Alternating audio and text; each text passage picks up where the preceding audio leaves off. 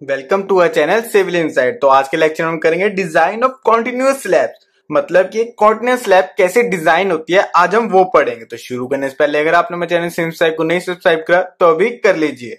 तो देखो continuous slab, देखो कॉन्टिन्यूअस स्लैब सबको पता है क्या होती है। अगर मैं आपको वैसे भी एक तरह का ब्रीफ दूं, जैसे कोई हॉल हो गया या फिर कोई क्लासरूम हो गया या फिर कोई रूम हो गया, जिसमें हम कह देते हैं कि जैसे एक समझो ये स्लैब है जिसके बीच में ऐसे ना बीम्स लगे हुए हैं, यहाँ पे ऐसे बीम्स हो गए, ये बीम्स हो गए, ये बीम्स हो गए, लेकिन स्लैब एक ही है। तो इससे हम क्या कहते हैं, कॉर्नर स्लैब कहते हैं। और जो कॉर्नर स्लैब है ना, ये हमारा same to same corner beam की तरह थोड़ा डिजाइन होता है, ठीक है। मतलब वही हमारे फॉर्मुलाज वगैरह लगेंगे, पर थोड़ा सा फर्क होता है बीम और स्लैब में। ये तो मोस्टली सारा सेम है। जिसने भी कॉर्नर बीम्स का मैंने लेक्चर लगाया उसके लिए बहुत ज्यादा ईजी लगेगा। देखो अब ये चीज तो आपको पता है कि स्लैब क्या हो, ये कॉर्नर स्लैब हो जाएगी, हम ये निकाल लेंगे स्लैब का कितना हो जाएगा। अब देखो अब इसमें सबसे मेन चीजों पे आते हैं। देखो ज्यादा हम टाइम वेस्ट नहीं करेंगे, आपको मैं एक बहुत अच्छी ट्रिक यहाँ पे बताऊंगा जिससे कि आपको ना कॉर्नर स्लैब का डर ही निकल जाएगा। सब सोचते हैं कॉर्नर स्लैब बहुत बड़ा होगा, कैसे होगा, ये सब बहुत मुश्किल है। ऐसा कुछ भी नहीं है। कॉर्नर स्लैब सबसे इजीएस्ट स्लैब है डिजाइन करने के लिए। तो देखो कैसे, corner slabs are subjected to negative movements at supports and positive movements at mid span. तो कहते हैं जो कॉर्नर स्लैब्स है ना, सब्जेक्ट टू नेगेटिव मूवमेंट्स होती है, जो स्पोर्ट्स पर होती है, नेगेटिव मूवमेंट्स होती है, सब आपको पता है, ठीक है। और मिड स्पैन पर हमारी पॉजिटिव मूवमेंट्स होती है। Hence design is required for all critical section. Hence design is required for all critical section. तो all critical section देखो कैसे होता है, जो हमारा आपको पता है टेबल नंबर 12। अगर मैं आपको बताऊं, देखो टेबल नंबर 12 एंड 13 होता है, ठीक है। ये मूवमेंट्स के लिए होता है, हमारे शेयर कॉन्फिडेंस के लिए होता है। ये चीज क्या होती है, अगर मैं आपको आईएस कोड्स में दिखाऊं, ये सारे आईएस कोड्स 456 2000 में, अगर आप इसमें देखोगे तो आपके लिए ये है, देखो बेंडिंग मोमेंट कोएफिशिएंट्स और शियर फॉर कोएफिशिएंट्स, ठीक है ना। शियर फोर्स के लिए हमारे कोएफिशिएंट्स है, ये हमने हूबहू सेम हमने अपने बीम्स में भी करा था, कॉर्नर बीम में, ठीक है। उसमें भी आपको पता है, उसमें हमने देखो क्या करा था, एक एक सेक्शन का करा था। जैसे एक ये वाला near middle of end span, फिर at middle of interior span, फिर स्पोर्ट, ये स्पैन मूवमेंट्स आ गई, स्पोर्ट मूवमेंट्स पर आ गई। स्पोर्ट मूवमेंट्स पे देखो नेगेटिव मैंने कहा ना, अभी यहाँ पे आपको देखो member subjective negative movement sports, तो यहाँ पे नेगेटिव का साइन बस वही बता रहा है, ठीक है। ये चीज वही बता रही है और कुछ नहीं करना नेगेटिव का इसमें। तो नेगेटिव का ये, फिर उसके बाद शेयर कोएफिशिएंट्स, ये सारी चीजें करनी है, ठीक है। ये चीज मैंने आपको बीच में एक एक चीज करके दिखाई थी, लेकिन यहाँ पे बहुत अच्छी एक ट्रिक है कॉर्नर स्लैब में। क्या ट्रिक है वो भी मैं बताता हूँ आपको, कि हमारे होता है if all spans are equal. If all spans are equal, देखो ये मैं पहले शीट पर ही बता रहा हूँ कि बहुत ज्यादा जरूरी ये चीज है कि अगर आपको ये चीज पता लगी ना, आपका टाइम क्या है। अगर आप कॉर्नर स्लैब्स अगर अच्छे से पूरा डिजाइन करते हो, मतलब कि जो आपको नॉर्मल, जिसको ये ट्रिक नहीं पता उसे तो 50 से 1 घंटा लग जाएगा, लेकिन जिसने मेरी ये ट्रिक जिसको पता है ना, उसके लिए तो ये 15 मिनट का खेल है और कुछ नहीं है। देखो क्या चीज, if all spans are equal, maximum movement is at spot next to end spot and shear force at outer of first interior spot। तो कहते हैं कि if all spans are equal, all spans are equal मतलब कैसे, जैसे ये चीज है। अब मैं कहता हूँ कि ये 5 मीटर का डिस्टेंस इसके बीच में है, 5 मीटर का डिस्टेंस इसके बीच में, 5 मीटर का डिस्टेंस इसमें है, एंड सो ऑन, ठीक है। मतलब 5-5 का, तो मतलब कि इक्वल इंटरवल्स हो गया, तो सारे स्पैन इक्वल हो जाएंगे। 5 मीटर की ये स्पैन हो गई, फिर 5 मीटर का ये स्पैन, फिर 5 मीटर का, ये सारे इक्वल स्पैन हो गए।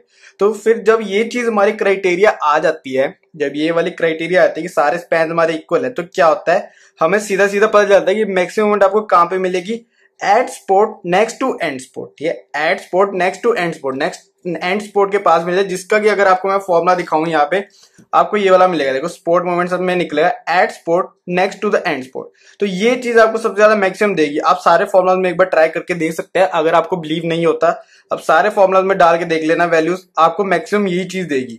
मैक्सिमम आपको at support next to the end support वाली चीज देगी, ठीक है। ये चीज तो चलो इसमें होगी। अब आता है देखो शेयर फोर्स कोएफिशिएंट्स में। तो शेयर फोर्स कोएफिशिएंट में क्या कहते हैं, shear force at outer of first interior spot. तो वो चीज देखो इसमें ये वाली चीज है, ये वाली देखो शेयर फोर्स देखो आउटर साइड होती है, next to the end support में देखो आउटर साइड। तो 0.6 और 0.6 दोनों में हो जाता है। डेड लोड में आपको 0.6, इंपोज लोड में 0.6। ये बहुत इंपॉर्टेंट ट्रिक है, ठीक है। जिसको तो देखो, अगर तो देखो इक्वल स्पैन्स नहीं आए, फिर तो अभी जो भी मैंने आपको कोएफिशिएंट दिखाया एक एक करके आप सॉल्व करोगे, फिर उसके बाद जो मैक्सिमम आएगा आप उसके लिए डिजाइन कर दोगे।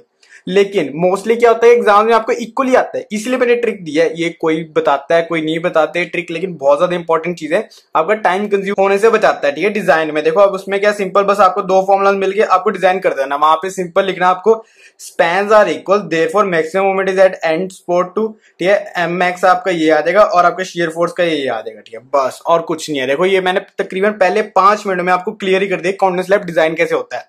इसके बाद तो बस प्रोसीजर है, वो तो आप एक एक करके देखते रहोगे और बहुत इजीली हो जाए। लेकिन ये जो चीज थी ना बहुत ज्यादा इंपॉर्टेंट है, ये बहुत ही ज्यादा इंपॉर्टेंट है। मैं यहाँ पे आपको पहले बता रहा हूँ, आपका टाइम बहुत बचाएगी ये चीज, नहीं तो आपको एक एक करके सारी चीजें निकालनी पड़ेंगी, ठीक है, फिर मैक्सिमम देखना पड़ेगा। अगर आपकी स्पैन इक्वल है तो आपको सिर्फ ये दो चीजें निकालनी है और आपका आंसर आ जाएगा, ठीक है। अब हम देखते हैं सारा अपना डिजाइन कैसे शुरू होगा एक प्रॉब्लम से।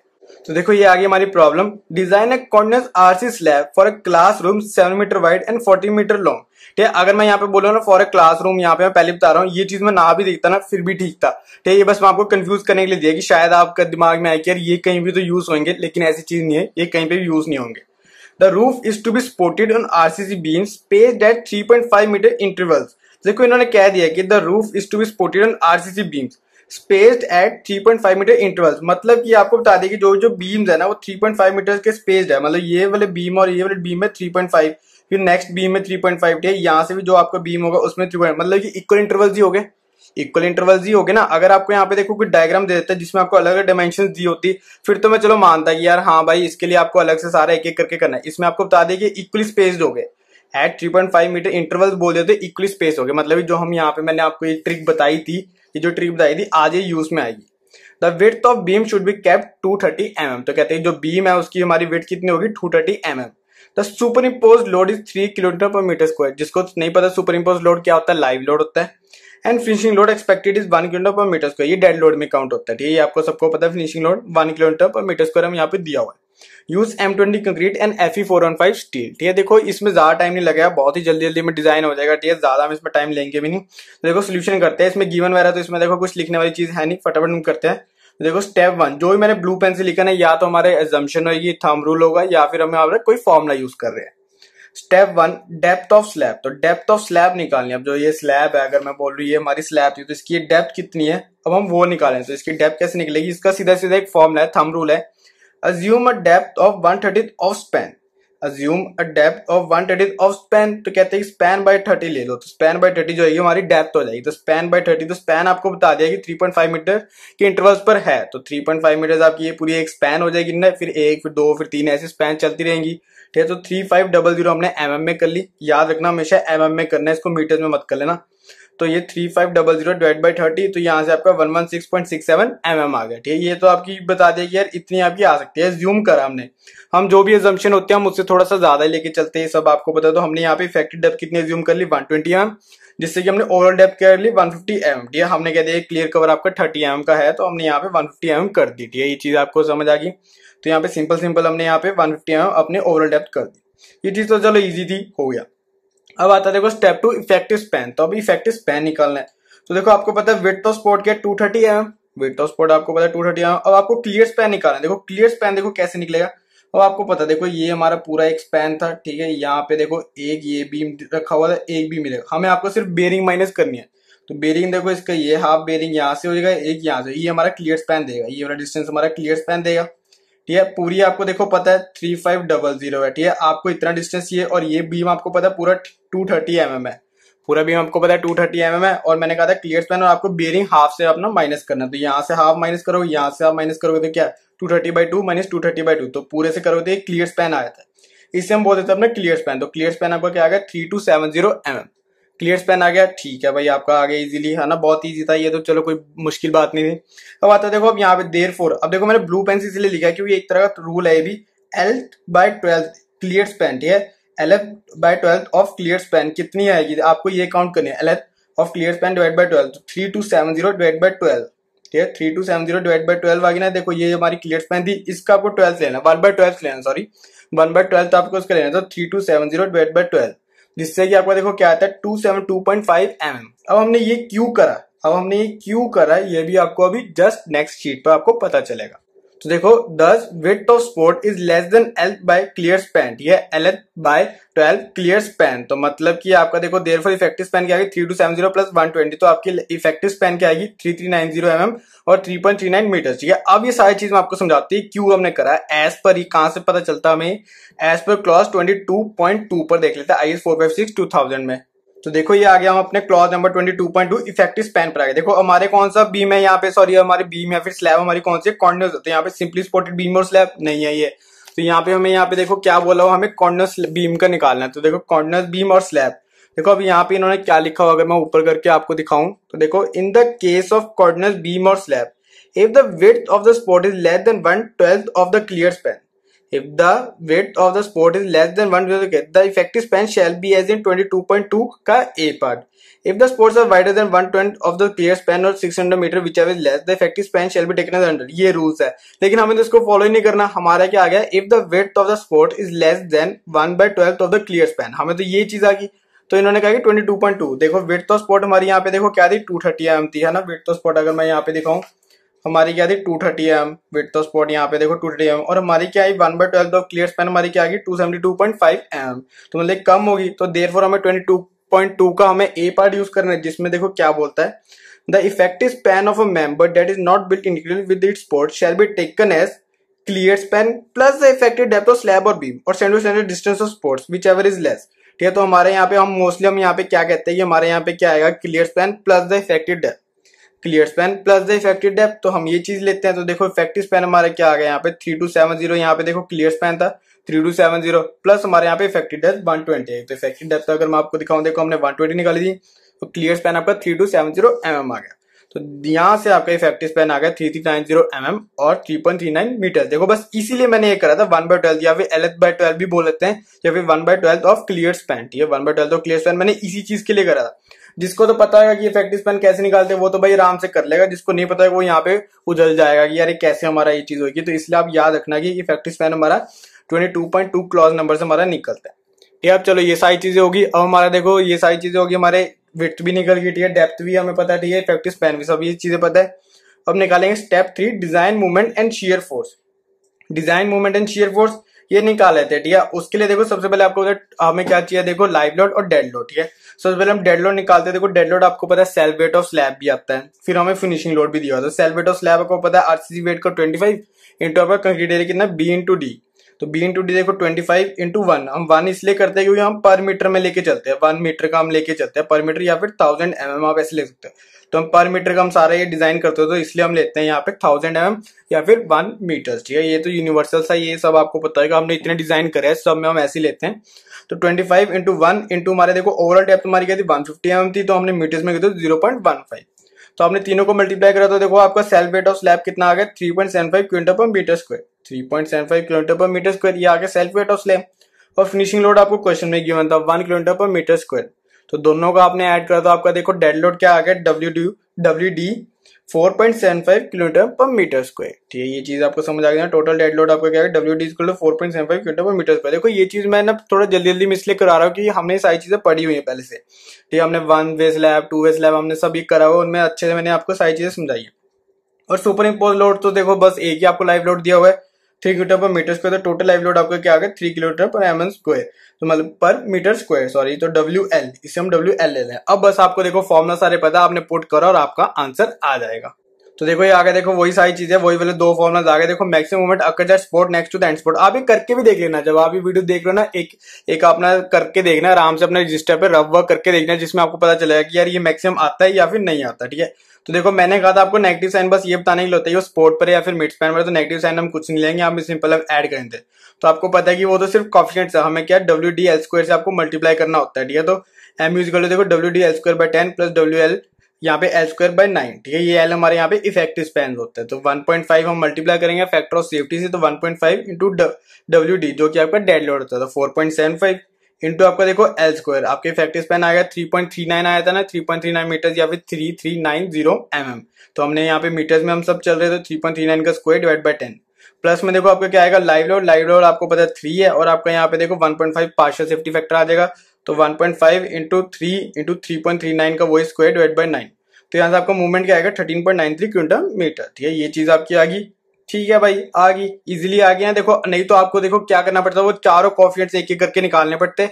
ठीक है, उसके बाद आपको मैक्सिमम देखना था। यहाँ पे मैंने आपको ट्रिक की बता दी, और वैसे भी ऐसे ही होता है हमेशा, आपको यहाँ पे ना इक्वल इंटरवल्स पर ही आता है हमेशा। जब भी आपको क्वेश्चन में आप देख लेना, जब भी चेक कर लेना, आपको एग्जाम्स वगैरह जब आएंगे आप देखने इक्वली इंटरवल्स आता है।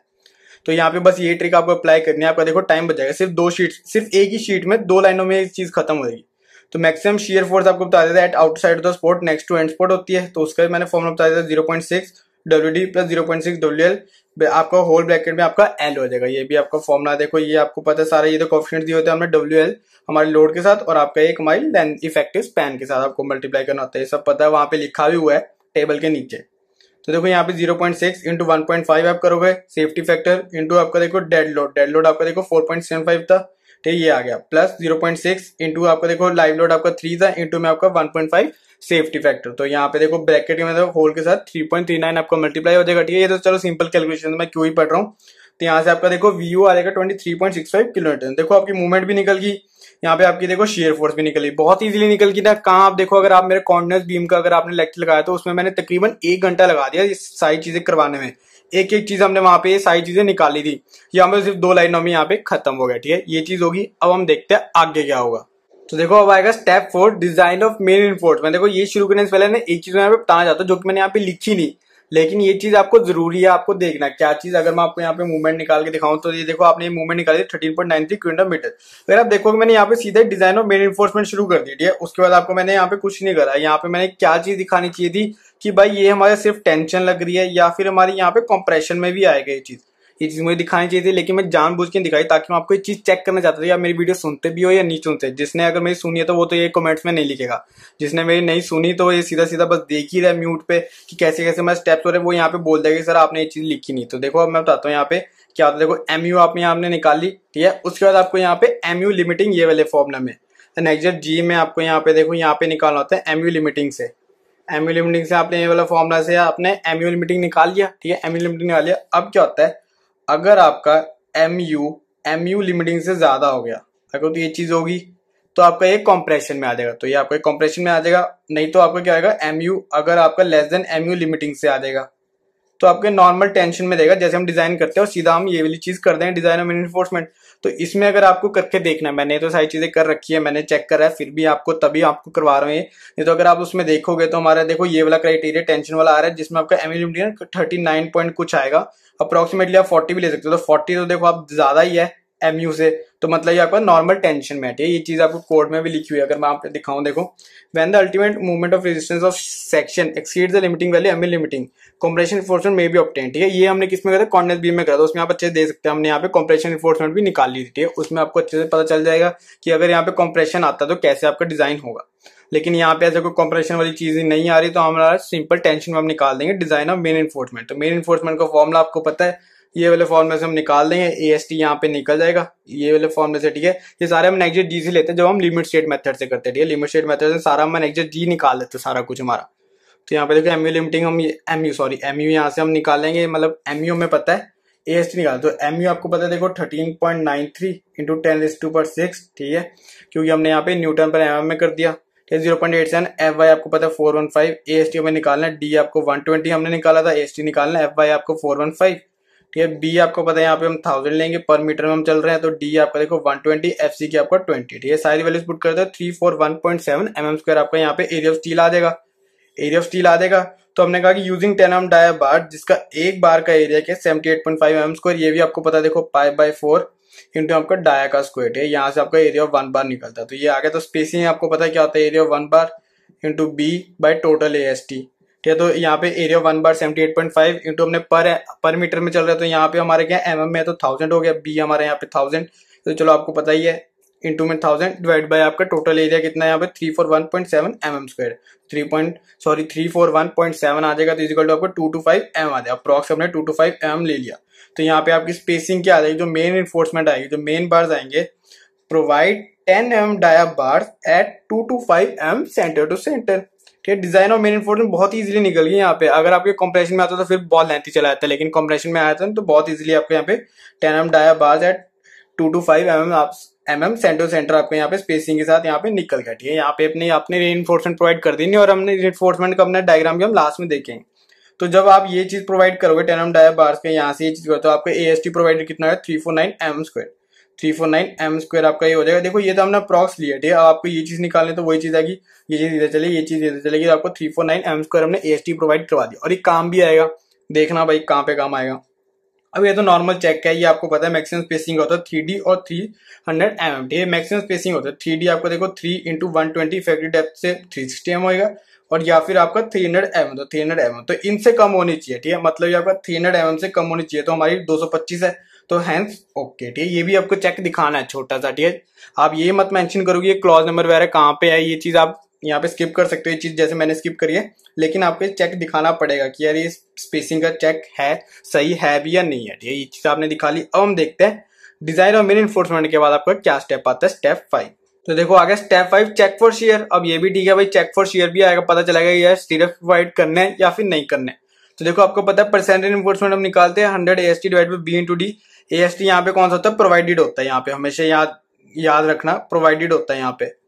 तो यहाँ पे प्रोवाइडेड होता है 100 AST divide by B into D. तो यहाँ पे 100 इंटू 349 आपको प्रोवाइडेड, मैंने आपको बताया था, अभी यहाँ पे दिखाया था ना, 349 डिवाइड बाय देखो 1000 इंटू डी आपका इफेक्ट है 120। तो यहाँ से परसेंटेज स्टील आपका देखो कितना है 0.29, तो परसेंटेज इन्फोर्समेंट आ गई 0.29। ठीक है भाई आगे। तो देखो from table 19 of IS 456/2000 by interpolation. तो ये चीज तो आपको पता है। देखो अगर मैं आपको यहाँ पे दिखाता हूँ अभी आपको, तो टाउ सी आपको 0.38 न्यूटन पर एम स्क्वायर आएगा। इंटरपोलेशन बहुत ही ज्यादा इजी है, अगर आप गूगल भी करोगे आपको फॉर्मुला मिल जाएगा। नहीं तो मैंने बहुत ज्यादा वीडियोस बनाई है इस पे इंटरपोलेशन पे, तो आप वो वाली वीडियोस भी जब चेकआउट करोगे तो आपको पता चल जाएगी इंटरपोलेशन सारी कैसे होती है। फिर मैं आपको एक बार टेबल 19 दिखा देता हूँ। तो आप देख सकते हो, देखो ये रहा हमारा टेबल 19। यहाँ से हमने अपने निकाली है टाउ सी की value, design shear strength of concrete tau c है, देखो यहाँ पे लिखा हुआ ना टाउ सी। तो हमने इसकी वैल्यू निकाल लिया, हमने परसेंटेज इन्फोर्समेंट 0.29 है, तो यहाँ पे 0.25 और 0.5 के बीच में M20 में, तो 0.36 और 0.48 के बीच में चाहिए। तो 36 है यहाँ पे, 36 से ज्यादा चाहिए, तो यहाँ पे 38 है भाई, ठीक है। मतलब कि हमने इंटरपोलेशन यहाँ पे सही करी, हमें ये चीज तो पता चल गई। तो यहाँ से आपका ये टाउ सी निकल गया। अब आता है देखो, अब ये ब्लू पेन से लिखा है मैंने, बहुत इंपॉर्टेंट चीज है। देखो since slab thickness is less than 150 mm enhance factor KS is equal to 1.3। मतलब कि जब आपकी स्लैब थिकनेस, चलो मैं आपको क्लॉज नंबर दिखाता हूँ 40.2.1.1, ठीक है। वहां से आपको समझ आएगा ये चीज मैंने क्या लिखी है। अगर मैं आपको ये दिखाता हूँ क्लॉज, तो देखो आप ये देख सकते हैं, देखो यहीं पे शेयर भी है, ये सारा limit state of collapse share भी हम सारा कर रहे हैं। देखो टाउ सी अभी हमने, ये टाउ वी अभी हम निकाल लेंगे, टाउ सी हम निकाल चुके हैं। देखो यहाँ पे लिखा है design shear strength of concrete में, देखो 40.2.1.1 में for solid slabs the design shear strength for concrete shall be tau c k where k has the values given below। तो k आपको दिया ओवरऑल डेप्थ ऑफ स्लैब यहाँ पे हमें दी है, यहाँ से आपको k हो जाता है। हमारी 150 और लेस, हमारी 150 पूरी आई थी ना, हमारी 150 यहाँ आई थी, तो यहाँ पे 1.3 आ जाएगा। 150 से कम हुआ तो 1.3 रहेगा, बाकी 175 पे 1.25, 200 के लिए 1.2, यहाँ पे 225 के लिए 1.15। तो सारी ऐसी वैल्यूज रहती है, ठीक है। टाउ सी के हमारे यहाँ पे ऐसे मल्टीप्लाई हो जाएगा, के हमारे यहाँ पे एनहांस फैक्टर हम इससे बोलते हैं, ठीक है। तो यहाँ पे हमारा 1.3 आ जाएगा यहाँ से, तो इसलिए मैंने यहाँ पे लिखा एनहांस फैक्टर हमारा KS क्या आ जाएगा 1.3। तो हम यहाँ पे KS लिख दिया, एनहांस फैक्टर यहाँ पे 1.3। तो therefore tau c for slab क्या है, बस इसके साथ इसको मल्टीप्लाई कर देना है। तो ये हमारा पूरा टाउ सी है, तो 1.3 इंटू 0.38, 1.3 इंटू 0.38, ठीक है। इससे मल्टीप्लाई करते 0.494 न्यूटन पर एम स्क्वायर, हमारा ये टाउ सी आ गया। अब हमें देखना है कि अगर तो आपका देखो टाउ सी, अगर तो आपका टाउ सी आपका लेस देन टाउ वी आया, फिर तो आपको देखो स्टीरियप्स प्रोवाइड करने हैं, फिर आपको स्टीरियप्स प्रोवाइड करने हैं। अगर आपका tau c more than tau v आ गया, ठीक है, फिर आपको कुछ नहीं करना, नो शियर इन्फोर्समेंट रिक्वायर्ड, ठीक है, नो शियर इन्फोर्समेंट। तो देख लेते हो क्या आएगा। अब टाउ वी का आपको फॉर्मूला में दिखा दिया, व्यू, ठीक है ना। यहाँ पे देखो व्यू बाय BD, तो यहाँ पे देखो व्यू हमारे देखो 23.65 आया था, ये अगर आपको याद नहीं है तो हम दिखा देता हूं एक बार। तो देखो ये आपका यहाँ पे आया था 23.65, व्यू आ गया था 23.65 इंटू 10⁻³ न्यूटन था, न्यूटन में कर दिया, डिवाइड बाय देखो B इंटू डी, तो वो ये 1000 इंटू 120, तो यहाँ पे 0.197 न्यूटन पर एम स्क्वायर आपका ये चीज आ गई। और ये देखो ये क्या है, टाउ सी से आपका ये कम है, तो टाउ सी से आपका कम है, मैंने बताया देखो टाउ सी से आपका यहाँ पे कम है tau v, therefore no shear reinforcement is required. ये चीज लिख देनी है बस, आपको शियर इन्फोर्समेंट यहाँ पे रिक्वायर्ड करने की जरूरत नहीं है। अगर ये ज्यादा होता तो आप बस यहाँ पे शेयर प्रोवाइड कर देते और खत्म करते, या तो शेयर प्रोवाइड कर देते या फिर डेप्थ इंक्रीज करते, बस दो ही चीजें हैं और कुछ नहीं आता। हम मोस्टली हम स्टीयर्स प्रोवाइड कराते हैं, ठीक है, यही चीज हमारी चलती है, हम डेप्थ कम ही इंक्रीज करते हैं, हम अपना स्टीयर्स प्रोवाइड करा के हम अपना नेक्स्ट स्टेप पर बढ़ते हैं। तो यहाँ पे हमें जरूरत नहीं थी, तो no shear reinforcement is required. तो स्टेप 5 खत्म हो गया, चेक फॉर शियर। अब हम देखते हैं इसका नेक्स्ट स्टेप क्या आएगा। तो देखो अब आगे step 6 check for deflection control. अब हम चेक करेंगे डिफ्लेक्शन कंट्रोल के बारे में। तो देखो आपको पता है, देखो स्पैन टू इफेक्टिव डेप्थ यहाँ पे रेशियो निकालनी होती है, ठीक है, प्रोवाइडेड होता है, मैक्स होती है। अगर आपकी प्रोवाइडेड मैक्स से कम हुई तो ठीक है भाई, अंडर डिफ्लेक्शन है। लेकिन अगर आपकी ये चीज नहीं होती है फिर आपको रीडिजाइन करना होता है, ठीक है। तो देखो कैसे, हम पहले तो हम प्रोवाइडेड निकालते, तो आपको पता है इफेक्टिव स्पैन क्या था 3390, ठीक है, एम में चल रहे हैं, तो डिवाइड बाय 120, ठीक है। डी आपको पता है हमने प्रोवाइड करवाई थी इफेक्टिव डेप्थ 120 एम की, तो यहाँ से आपको 28.25 आ गया, ठीक है भाई, चीज आ गई, एक बार साइड पे रखते हैं, ठीक है। अब आता है देखो for continuous slab basic L/D आपका देखो कितना आता है 26 आता है। अब ये आपको क्लॉज नंबर कौन सा देगा 23.2.1। अगर ये चीज मैं आपको यहाँ पे दिखाऊं तो देखो 23.2.1 पर आपको basic values of span to factory the ratio for span up to 10 metres आपको देखो कितनी दी हुई है, कॉर्डिनेट्स के लिए 26, कॉर्डिनेट्स के लिए आपको 26 दी हुई है, तो हमने यहाँ पे 26 लिख दी। अब देखो अब आपको पता है हमारा टेंशन में था, टेंशन में था, ये तो हमारी बेसिक थी, लेकिन हमें मैक्स निकालना, तो मैक्स हमारे देखो कैसे निकलेगी, हमारा इसके फैक्टर ऑफ एक हमारा मॉडिफिकेशन फैक्टर से हमारे यहाँ पे मल्टीप्लाई होता ही है इसको मैक्स बनाने के लिए, ठीक है। ये तो हमारा बेसिक निकला, हमें मैक्स बनाना है कि मॉडिफिकेशन फैक्टर कितना लग रहा है, ठीक है, हम वो भी निकालेंगे। वो कैसे देखो, तो आपको पता है देखो परसेंटेज स्टील तो आपने निकाली थी 0.291%, ठीक है, ये आपने परसेंटेज से निकाली थी, लेकिन ये वाला फॉर्मूला कहाँ से आया पहले मैं वो दिखाता हूँ, फिर हम आगे देखते हैं। तो देखो ये वाला फॉर्मूला हमारे देखो कहाँ से है, यहाँ से आया, देखो ये वाला फॉर्मूला वही लिखना है, F is 0.58 F by area cross section of steel required, और यहाँ पे प्रोवाइडेड डिवाइड बाय प्रोवाइडेड, तो वही मैंने यहाँ पे लिख दिया AST required divide by AST provided, वही चीज लिख दी मैंने शॉर्ट में, ठीक है। देखो ये हमारा किसके लिए, टेंशन के लिए, ठीक है। अगर आप जस्ट नेक्स्ट करो तो आपको कंप्रेशन एनफोर्समेंट के लिए आ जाएगा, ठीक है, लेकिन हम यहाँ पे कंप्रेशन तो हमारी आई नहीं, तो हमारे कंप्रेशन के लिए हमारा ये वाला फैक्टर तो लगेगा नहीं, ठीक है, हमारा सिर्फ टेंशन में, तो हम यहाँ से निकालेंगे तो मॉडिफिकेशन फैक्टर।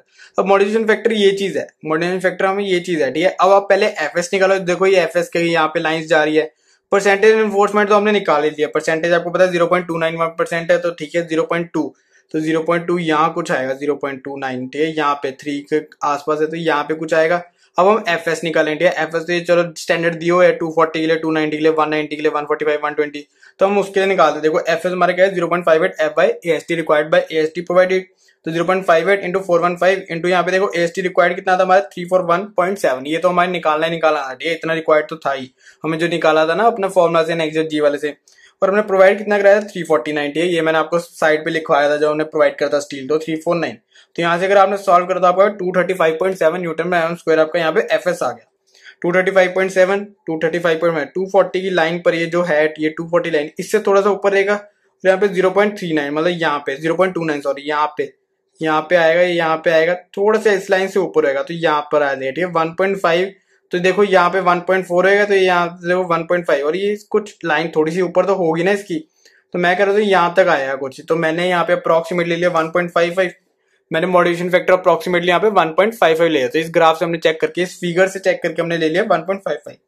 बस अब बेसिक को इससे मल्टीप्लाई कर देंगे और वो हमारी मैक्स बन जाएगी। तो एल बाई डी मैक्स हमारा देखो क्या आएगा 1.55 इंटू आपका देखो 26, तो 40.3। अब हमें देखना है कि ये जो अब ये दो वैल्यूज रहेगी ये वाली और ये वाली, तो देखना है कि जो हमने प्रोवाइड करी थी वो कम है या ज्यादा है, तो यहाँ से आपको पता चल रहा है कि कम है, हैंस ओके, अगर ज्यादा होती तो आपको रीडिजाइन करना पड़ता है, डिफ्लेक्शन कंट्रोल हमारे यहाँ पे आ जाता, तो हमें यहाँ पे दोबारा से हमें डिफ्लेक्शन आए थे तो हमें यहाँ पे दोबारा से डिजाइन करना पड़ता है, ये चीज हमारी होगी। स्टेप 6 हमारे सारा हो गया, और हमारा सिर्फ एक चीज रहेगी स्टेप 7, जो कि आपका क्या होता है यहाँ पे डिस्ट्रीब्यूशन स्टील रह गया। तो देखो ये आ गया हमारा step 7 distribution steel. Distribution steel आपको पता है 0.12% होता है आपका concrete area, total concrete area, total area हमारा बी इंटू डी हम लेंगे, हम पर मीटर पे चले गए तो बी आपका 1000 रहेगा, तो 0.12% तो 0.12 इंटू 1000 इंटू 150 और परसेंटेज हमारा डिवाइड बाई 100 हो गया। तो एसटी यहाँ पे प्रोवाइड डिस्ट्रीब्यूशन स्टील आपको कितना प्रोवाइड करना है 180 एम स्क्वायर पर मीटर पे आएगा, ये सारा कुछ हमारा पर मीटर पे आपको 180 एम स्क्वायर आएगा, बाकी कितना बढ़ता जाता है वो अलग अलग बात है, वो हमने देखी, हम तो सिर्फ एक पर मीटर के लिए हम स्टैंडर्ड सेट करके चल रही है, पर मीटर के हम सारा निकाल रहे हैं। तो देखो अब 180 एम स्क्वायर हो गया, तो यूजिंग 8 एम डाई बार, तो वही है कि एरिया 1 बार आपका 50 एम स्क्वायर है, 50 पॉइंट कुछ आता है, तो हमने 50 एम स्क्वायर ले दिया पूरा अप्रॉक्स। तो स्पेसिंग आपको देखो 50 इंटू देखो आपको पता है area 1 bar into b divide by आपका देखो सॉरी ये स्मॉल बी डिवाइड बाय आपका देखो यहाँ पे क्या आता है एरिया एएसटी, तो यहाँ पे 50 इंटू 1000 डिवाइड बाय 180, तो यहाँ पे 277.78, तो मैंने approximately 270 m centre to centre कर दिया। तो therefore provide 8 m dia distribution steel at 270 m centre to centre, provide 8 m dia distribution steel at 270 m centre to centre, बस खत्म। यहाँ पे देखो कॉर्नर स्लैब कितना इजी था, मुझे सिर्फ बताने में आपको तकरीबन 30 to 35 मिनट्स लगे हैं। अब आप सोचोगे सर एक चीज रहेगी स्टील इन्फोर्समेंट का डायग्राम, तो यहाँ पे देखो आपकी स्क्रीन पर ही आ रहा है, देखो मुझे लगा कि यार ये बनाने का कुछ जरूरत नहीं है, बहुत ही सिंपल सा आपकी स्क्रीन पर आ रहा है। देखो अच्छे से मैंने आपको देखो मेन स्ट्रीम मेन बार्स का भी आपको दिखा दिया मैंने अच्छे से क्या होता है, देखो कैसे हमारी रिफोर्समेंट है, और हमारे यहाँ पे मैंने डिस्ट्रीब्यूशन स्टील भी दिखा दिया। बस इसमें देखो जो लेंथ दी हुई है ना अभी मैंने वो डिस्कस नहीं करा, वो थोड़ा सा अपना ना बेसिक नहीं है, वो थोड़ा सा ना मैची लेवल पे आता है, थोड़ा प्रोफेशनल पे आता है किस किस लेंथ पर आपको बेंट अप बार्स वगैरह देने होते हैं, लेकिन आप वो चीज छोड़ दो, आपको सिंपल जो प्रोवाइड करवाना वो करवाओ जो आपने यहाँ पे निकाला है, ठीक है। आप बेंट अप दिखा दो, ठीक है, डिस्ट्रीब्यूशन स्टील दिखा दो, फिर मेन स्टील दिखा दो, बस और चीज मत दिखाओ, बाकी डायमेंशन दिखा दो, ठीक है। जो लेंथ वगैरह दी हुई है अगर आपको ये चीज अभी मेरे करवाने से पहले आपको पता है तो आप वेल एंड गुड है, आप दिखा सकते हो, नहीं तो आप ये डायग्राम भी देख लोगे, इससे भी अप्रोक्सीमेटली आप निकाल सकते हो, नहीं तो आप वो चीज छोड़ देना, ठीक है। बस यही था आपका देखो आज का पूरा हमारा lecture design of continuous slabs. तो देखो ये था आज का हमारा lecture design of corner slab. बहुत ही इजी रहा ना आपके लिए। ये मैंने आपको ट्रिक बता दी, बहुत ही मजेदार ट्रिक है भाई। जिसने ये यूज कर लिया उसके लिए तो बहुत ही ज्यादा इजी रहते हैं कॉर्नर स्लैब्स। अब हमारा सिर्फ एक तरह की स्लैब्स रहेगी, कौन सी? हमारी कैंटिलीवर स्लैब्स रहेगी। ठीक है, तो कैंटिलीवर स्लैब्स भी हम बहुत जल्द मैं आपको अपलोड कर दूंगा। आप बस सब्सक्राइब कर लेना चैनल को, बेल आइकन दबा लेना, जिससे आपको नोटिफिकेशन आ जाए हमारे कैंटिलीवर स्लैब्स की। तो अगर आपकी वीडियो अच्छी लगे तो प्लीज लाइक करना, शेयर करना, कमेंट करना और हमारे चैनल सिम्स को जरूर सब्सक्राइब करना। Thank you for watching.